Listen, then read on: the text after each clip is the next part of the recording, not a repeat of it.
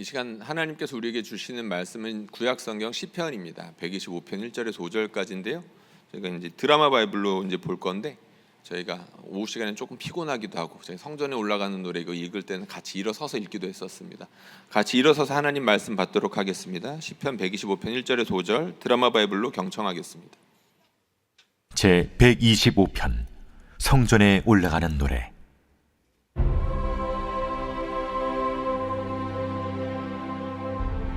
여호와를 의지하는 자는 시온산이 흔들리지 아니하고 영원히 있음 같도다. 산들이 예루살렘을 두름과 같이 여호와께서 그의 백성을 지금부터 영원까지 두루시리로다. 악인의 규가 의인들의 땅에서는 그 권세를 누리지 못하리니 이는 의인들로 하여금 죄악에 손을 대지 아니하게 함이로다. 여호와여, 선한 자들과 마음이 정직한 자들에게 선대하소서. 자기의 굽은 길로 치우치는 자들은 여호와께서 죄를 범하는 자들과 함께 다니게 하시리로다. 이스라엘에게는 평강이 있을지어다. 우리 자리에 앉겠습니다. 오전에도 뵙고 오후에도 뵙고 여러분들은 어떤지 제가 잘 모르겠지만 저는 많이 부끄럽습니다. 이렇게 서는 거에 대해서 저는 극내향적인 사람이기 때문에 앞에서 자꾸 얼굴을 비추고 말하는 것을 좋아한다고 오해하실지도 모르겠지만 절대 그렇지 않습니다. 이 말은 제가 두 번째 서서 지금 많이 부끄럽다는 뜻입니다. 오늘 원래 이 자리는 최유한 목사님 자리죠. 아마 이제 오늘 기도 때도 이제 언급해 주셨던 것처럼 최유한 목사님 이제 빨리 복귀했으면 좋겠습니다. 어제 신약전도사님한테 잠깐 연락이 왔는데 새벽에 기도할 때 최유한 목사님도 꼭 좀 언급해달라고 시니어 어르신들이 자꾸 이야기를 한다고 들었습니다. 담당 목사님 사랑하는 우리 시니어 어르신들 감사합니다. 최유한 목사님이 꼭 빨리 복귀해서 같이 다시 사역할 수 있으면 좋겠습니다. 오늘 시편 125편 말씀입니다. 제가 성전에 올라가는 노래 이제 120편, 121편, 122편 설교했었습니다. 그리고 123편과 124편을 건너뛰고 여러분들과 나눕니다. 123편과 124편을 중간에 할 기회도 있었는데 어찌어찌 하다 보니까 이렇게까지 됐습니다. 간단하게 언급하자면 123편과 124편에 보면 시인이 성전을 향해서 순례길을 가는데 너무 어려운 일들을 겪습니다. 123편에는 어떤 내용이 나오냐면 안일한 사람들과 주변에 있는 사람들이 나를 이렇게 조소하고 조롱해가지고 너무 힘들다 이런 이야기가 나옵니다. 그리고 124편에는 어떤 이야기가 나오냐면 어떤 사람이 내 영혼을 마치 사냥하는 것 같이 나를 괴롭게 해가지고 너무 힘들다 이런 이야기가 나옵니다. 그러니까 시인은 저 멀리 아마 바벨론이나 그 지역에서부터 이제 예루살렘을 향해 가지고 내가 순례의 길을 가야겠다라고 큰 마음을 먹고 가는데 그러면 은혜가 정말 충만하고 마치 레드카펫이 깔린 것처럼 정말 아름다운 길을 가야 되는데 그게 아니었다는 거죠. 성전을 향해서 그 가는 길이 만만치 않았다는 겁니다. 특별히 이 사람들 때문에 주변의 사람들이 자기를 그렇게 괴롭게 하고 마치 사냥하는 것처럼 찌르는 그런 경우들이 있었다는 거죠. 그래서 시인은 123편에서 노래하고 기도하고 124편에서도 노래하고 기도하면서 하나님 도와주십시오 이런 이야기를 합니다. 오늘 시편 125편도 마찬가지입니다. 125편에도 보면 죄인에 대한 이야기가 나오죠. 그러면서 하나님께서 그 죄인들을 벌하실 것이니까 이스라엘 백성에게는 평강이 있을 거야 이런 이제 선언을 합니다. 그리고 오늘 말씀에서 좀 주목하고 싶은 말씀이 있는데 바로 악인의 규라는 부분입니다. 오늘 말씀에 보면 3절에 이제 그 말씀이 있죠. 3절 말씀 저희가 한번 좀 읽어봤으면 좋겠는데 혹시 말씀이 준비됐을까요? 준비가 안 돼 있으면 제가 한번 그냥 읽어드리도록 하겠습니다. 125편의 3절입니다. 악인의 규가 의인들의 땅에서는 그 권세를 누리지 못하리니 이는 의인들로 하여금 죄악에 손을 대지 아니하게 함이로다 하면서 악인의 규에 대한 이야기가 나오거든요. 악인의 규가 무엇이냐면 악인의 지팡이를 뜻합니다. 그러니까 이 흔히 말하는 지팡이, 성경에 혹은 규 아니면 홀이라고 해서 나오는데요. 권세자들의 권세를 나타내는 막대기를 뜻한다 이렇게 보시면 됩니다. 그러니까 악인의 규가 등장을 하죠. 시인이 성전을 향해서 순례의 길을 갔는데 이 악인의 규가 지금 걸림돌이 됐던 겁니다. 악한 자의 권세가 신앙의 길을 위협하는 일이 생겼다는 거죠. 악한 자의 권세. 이 우리가 한번 생각해 보면 예수님 기도가 대번에 떠올라야 됩니다. 적어도 여기 앉아 계신 분들이라면요. 예수님께서 주님의 기도에서 뭐라고 가르쳐 주셨나요? 다만 악에서 구하여 달라고 기도하셨었죠. 그 원문으로 보면 악한 자의 손에서 건져 주십시오라는 뜻입니다. 그러니까 이 악한 자는 예수님 때뿐만이 아니라 그 이전에, 그러니까 훨씬 이전부터 계속 문제가 됐던 겁니다. 악한 자들이 예수님을 잘 믿으려고 하는 의인들을 내버려 두지 않았다라는 거죠. 시험에 빠지게 하거나 유혹을 하거나 아니면 직접적으로 공격하거나 여러 가지 방도로 내버려 두지를 않았다는 겁니다. 악한 자들이 우리를 어떤 식으로 공격할까 한번 생각해 보았습니다. 첫 번째는 직접 공격하는 겁니다. 여러분 에스더서 기억하시나요? 에스더서에 보면 하만이라는 사람이 나오죠. 이 하만이라는 사람이 기분이 상합니다. 빈정은 상하죠. 빈정 상했는데 그 모르드게한테 개인적으로 복수만 하는 거 끝내는 게 아니라 어떻게 하려고 하나요? 왕을 설득해가지고 유대인들을 몽땅 죽이려고 합니다. 물론 그 작전은 수포로 돌아가죠. 하나님께서 그걸 갖다 뒤집으셔가지고 반전을 이뤄내시는데 하만은 모르드게와 모르드게의 모든 민족을 통째로 죽이려고 했었습니다. 그리고 신약 성경에 보면 악한 자가 이제 예수 믿는 사람들을 어떻게 괴롭히는지에 대한 내용들은 더 구체적으로 많이 나오죠. 가룟 유다 예수님을 팔았습니다. 직접적으로 공격을 했죠. 그리고 종교 지도자들 예수님을 거짓으로 고발해서 빌라도로 하여금 사형 선고를 내리지 않을 수 없게끔 했습니다. 공격한 거죠, 직접. 사도들은 어땠나요? 사도들이 부활의 복음을 전하려고 했을 때 악한 자의 권세, 그러니까 권세를 가진 악한 자들은 어떻게 했냐면 복음을 전하지 못하게 했습니다.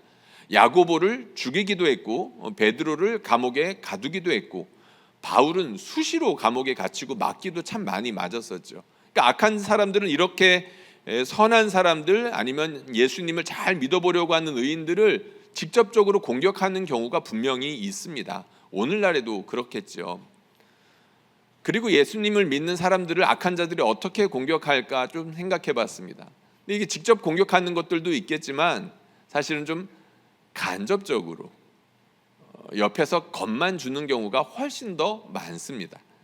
그러니까 직접 때리고 그리고 아니면 직접 죽이고 이렇게 하기보다는 그렇게 하면서 사탄의 이빨을 딱 드러내기보다는 속이는 거죠. 사람들로 하여금 불안하게 만드는 겁니다. 염려하게끔 만들고 그리고 실제로 줄 수 없는 것들을 약속하면서 달콤하게 내가 이런 것들을 줄게라고 약속하지만 거짓말인 거죠.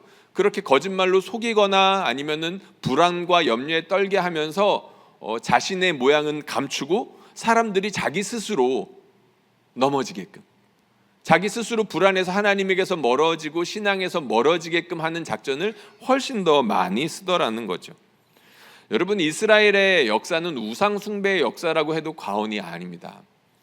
그러니까 악인의 규, 그러니까 악한 자의 권세에 이스라엘 백성이 왔다 갔다 한 역사라고 해도 크게 다르지 않다는 거죠. 이스라엘 백성이 우상을 왜 섬겼을까요? 주변에 눈에 보이는 것들 때문이었습니다. 이 주변에 눈에 보이는 게 좋아 보였다는 거죠.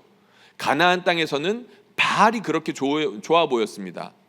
비를 내리고 번개를 내리고 그러면서 실제로 열매 맺게 하는 게 바알처럼 보였으니까요. 야, 우리도 가나안 땅의 민족 사람들처럼 바알을 잘 섬기면 잘 살아볼 수 있겠구나. 그러니까 바알이 가지고 있는 그 규에 고개를 숙였던 것이 이스라엘의 역사죠. 요즘 우리가 에스겔서 묵상하고 있습니다. 에스겔서에 보면은 바벨론 신도 섬기고 애굽의 신들도 섬기고 이스라엘 백성이 바벨론 땅에 끌려가면서도 정신 못 차리고 계속해서 우상 숭배하는 이야기가 나오거든요. 왜 그랬을까요? 그 사람들은 그게 자신들을 구원해 줄 수 있다라고 믿었기 때문입니다. 야, 아수르의 신 봐라. 이렇게 의리의리하니까 아수르가 잘 사는 거 아니야? 바벨론의 신들 봐봐. 바벨론의 신들이 이렇게 바벨론을 잘 지켜주니까 바벨론이 이렇게 컸던 거 아니야? 라고 생각하면서 정작 하나님은 믿지 못하고 아수르의 신, 바벨론의 신, 애굽의 신들을 음란하게 섬겼던 것이 이스라엘 백성이었다는 거죠.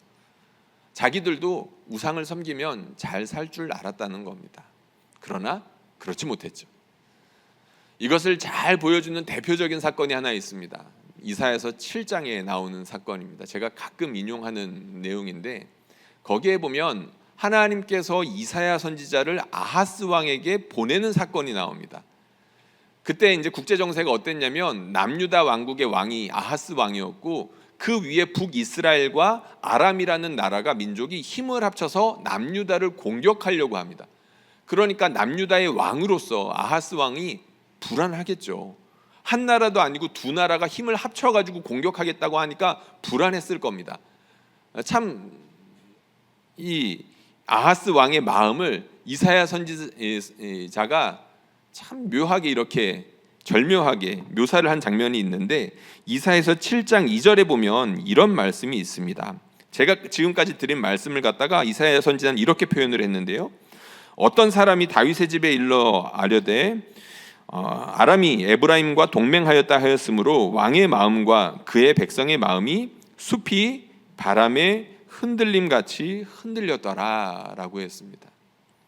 여러분 가운데 지금 이런 상황 가운데 놓여 있는 분들 계시나요? 내 마음이 숲에 바람이 부는 것처럼 흔들리는 겁니다. 왜 흔들리나요? 불안하니까 흔들리겠죠.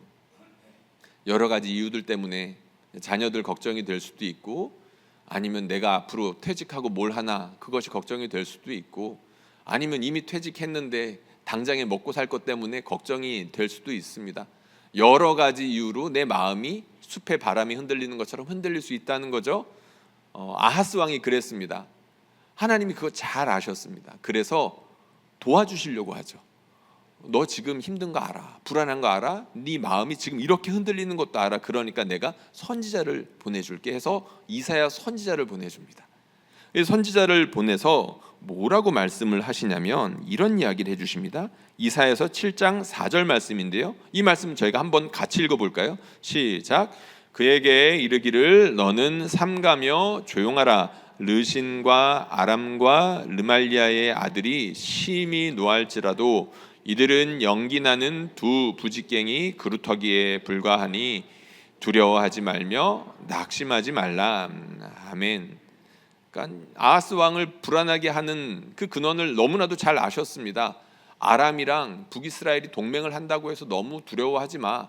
그 사람들 알고 보면 그냥 연기나는 두 부직갱이에 불과해. 부직갱이 둘을 합쳐놓으면 뭐가 되나요? 그냥 부직갱이 둘인 겁니다. 아무런 힘도 못 쓴다는 거죠. 하나님이 오죽하셨으면 이사야 선지자까지 보내셔가지고 그 아하스 왕의 마음을 이렇게까지 달래주고자 하셨던 겁니다. 안타까우셨던 거죠. 괜찮아, 저 사람들 아무것도 아니야. 그럼 정말 하시고 싶은 말씀이 있으셨겠죠. 그 다음 말씀이 바로 이 말씀입니다. 7장 11절 말씀인데요. 이 말씀도 역시 한번 같이 읽어보겠습니다. 시작. 너는 내 하나님 여호와께 한 징조를 구하되 깊은 데에서든지 높은 데에서든지 구하라 하시니. 아멘. 기도하라고 말씀하신 겁니다. 너 지금 무섭잖아. 기도해. 다른 데 가서 이렇게 기웃기웃대지 말고 기도해라고 말씀하신 겁니다. 하나님한테 와서 기도해, 엎드려. 지금 그 이야기를 하셨다는 거죠. 그런데 우리가 아는 바와 같이 아하스 왕은 하나님께 기도하지 않습니다. 이사야 선지자에게 그럴듯한 핑계를 대면서 나는 하나님께 구하지 않겠어요 라고 하죠. 그런데 나중에 알고 보니까 아하스에게는 꿍꿍이가 있었죠. 더 강한 나라 아수르에게 이미 사신을 보낸 상태였었습니다. 하나님을 의지하기로 한 것이 아니라 아람과 북이스라엘의 힘을 합친 것보다도 훨씬 더 강한 힘을 가지고 있었던 아수르에게 사신을 보내서 우리 좀 도와주세요 라고 했던 겁니다. 인간적인 방법이었던 거죠. 하나님께서는 이 남유다만큼은 그렇게 하기를 원치 않으셨습니다. 남유다만큼은 하나님만 바라봐야 되고 남유다를 대표하는 아하스 왕만큼은 오직 하나님만 바라봤어야 되는데 그렇지 못했다는 거죠. 아하스가 어떻게 했냐면 아수르의 사람을 보내서 뭘 하냐면 도와주십시오. 그리고 뿐만이 아니라 그 지역의 신들이 어떤 건지 잘 보고 베껴와. 그래가지고 우리에게도 좀 가르쳐줘라고 명령을 합니다. 그러니까 아수르의 신이 훨씬 더 강하게 보였던 거죠. 아하스에게는 눈에 보였던 것에 고개를 숙이는 것이 합당하다라고 느껴졌던 겁니다. 그래서 더 힘센 사람에게 고개를 조아렸고 그들이 섬기는 신에 가서 좀 그 신의 모양이라도 베껴와서 자기들 나라에 데리고 와서 우상을 섬기는 일들을 하게 되죠. 그래서 어떻게 됐을까요? 아수르가 도와줬을까요? 아수르가 처음에는 아람과 북이스라엘을 무찔러 줍니다. 그 나라들이 멸망할 때까지 무찔러 주죠. 처음에는 남유다 왕의 부탁대로 돌아가는 것처럼 보였습니다.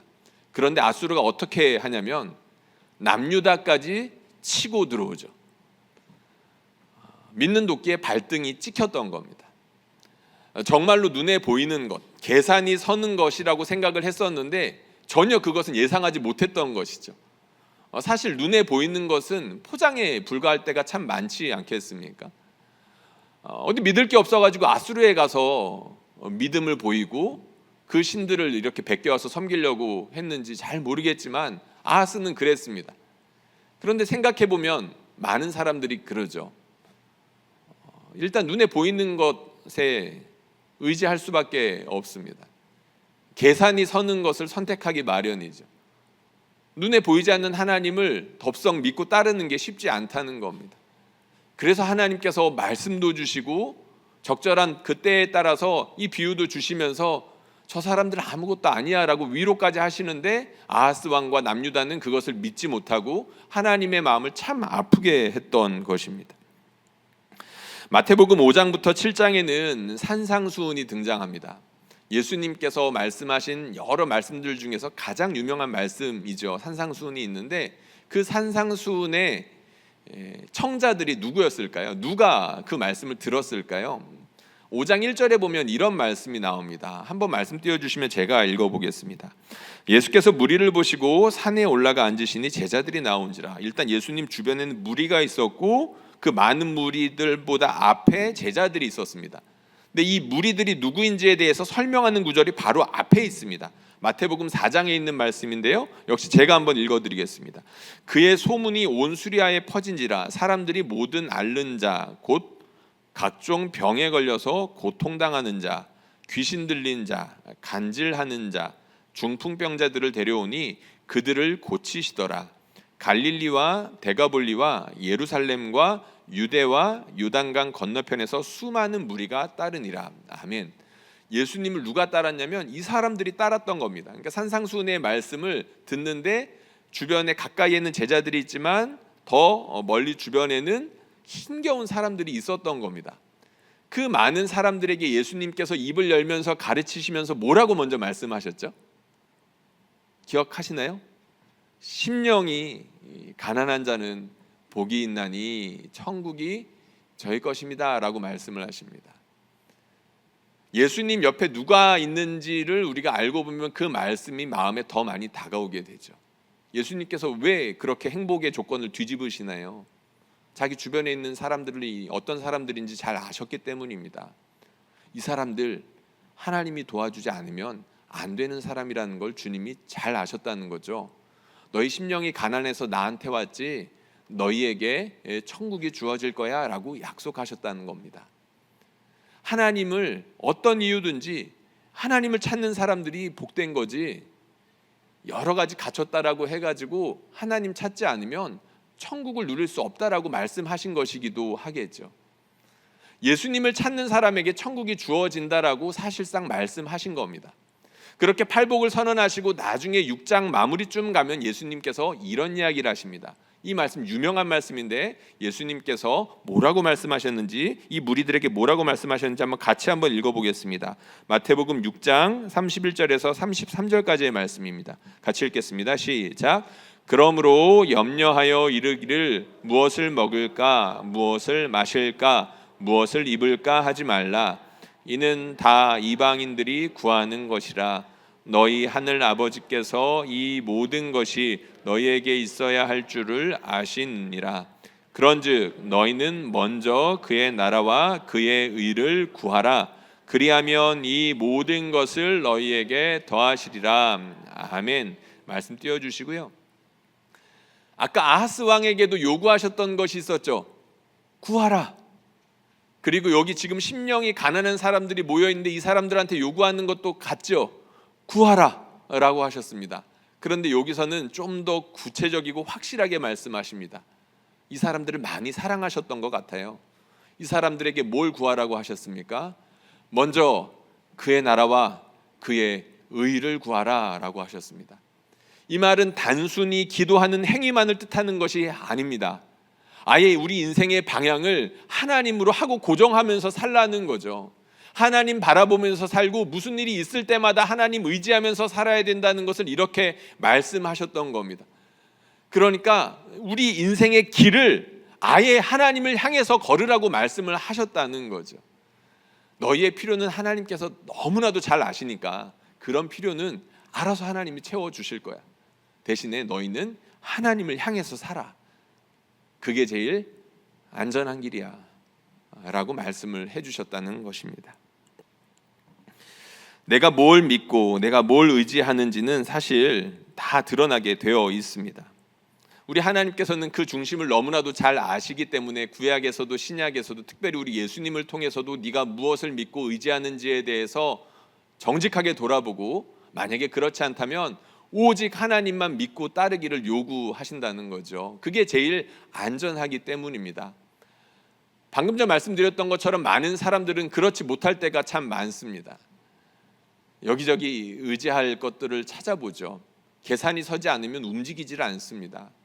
그런데 우리는 그렇게 하면 안 되겠죠. 우리 하나님 눈에 보이지 않더라도 하나님 찾는 것이 내게 가장 좋은 것이며 우리 하나님께서 가장 좋은 길로 인도해 주실 줄로 믿고 하나님 섬기는 것이 가장 좋다고 그렇게 우리가 행동으로 옮겨야 될 줄로 믿습니다. 오늘 시인이 이렇게 이야기했습니다. 오늘 시편 기자가 1절과 2절에서 이렇게 말했는데요. 이 말씀 저희가 한번 소리내서 간절한 마음으로 같이 읽어보겠습니다. 시작.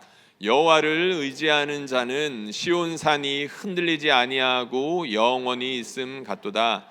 산들이 예루살렘을 두름과 같이 여호와께서 그의 백성을 지금부터 영원까지 두루시리로다. 아멘. 시인이 성전을 향해서 가면서 힘들었다고 하지 않았습니까? 옆에 사람들이 너무 괴롭히고 특별히 오늘 말씀 악한 자의 권세 가진 악한 자가 자기를 괴롭게 해가지고 너무 힘겨웠던 것 같은데 1절부터 이렇게 선언하죠. 시온산이 흔들리지 않는 것처럼 여호와를 의지하는 자는 그럴 거야 라고 이야기를 하고 있습니다. 산들이 예루살렘을 두른 것처럼 예루살렘이 가까이 왔었던 것 같죠? 예루살렘 가까이 왔더니 보니까 예루살렘을 두르고 있는 산들이 눈에 보였습니다. 힘듭니다 하나님, 너무 힘듭니다 하나님 이렇게 기도했을 텐데 그때 무엇이 눈에 보였나요? 예루살렘을 두르고 있는 산들이 보였습니다. 아 맞아, 우리 하나님께서 저 산들처럼 자기 백성을 보호하고 계시지라는 것을 성령으로 깨달았던 것입니다. 아, 우리 하나님은 산과 같이 늘 있던 곳에 계시지라는 것을 확실하게 믿으면서 이렇게 다른 사람들을 향해서 노래할 수 있었다는 거죠.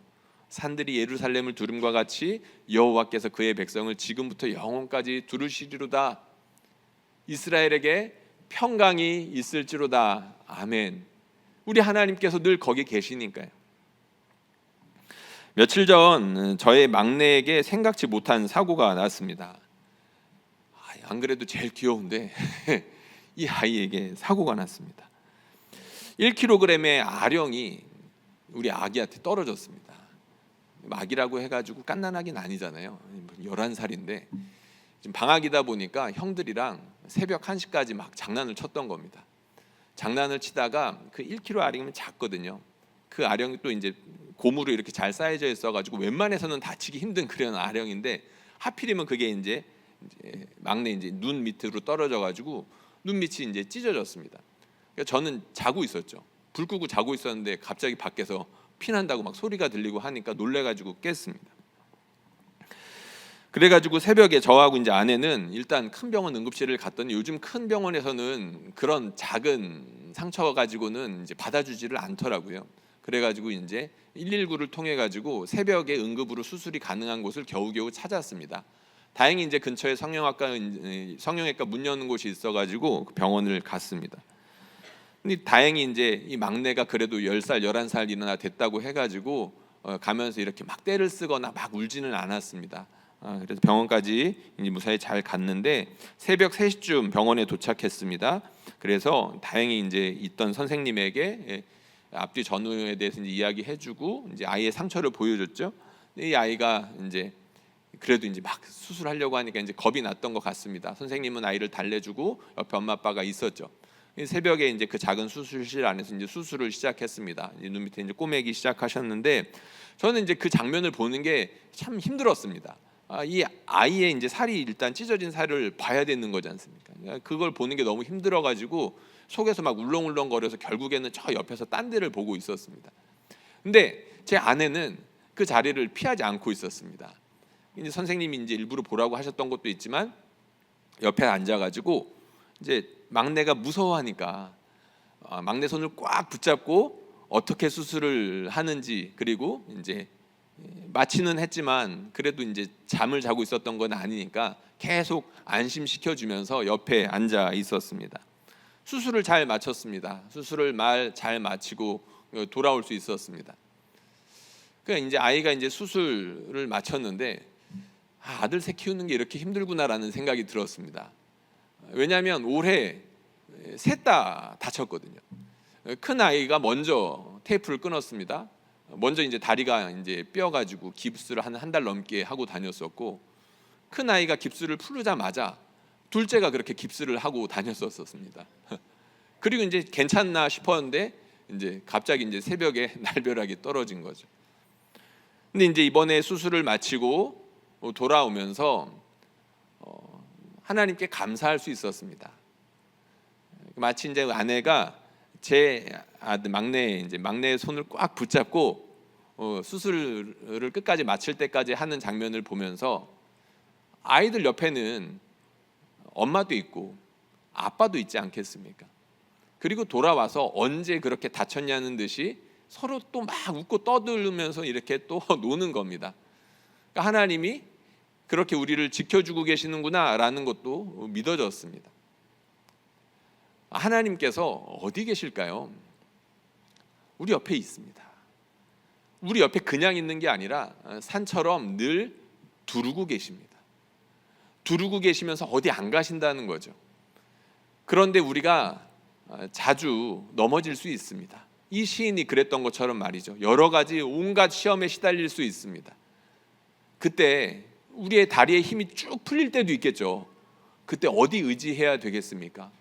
만약에 아하스 왕이 그랬던 것처럼 눈에 보이는 것들을 의지하고 계산에 서는 것들을 의지하는 순간 그것들은 신기루처럼 사라져버리거나 심할 경우 우리의 발등을 찍는 도끼가 되어 있을 가능성이 매우 높습니다.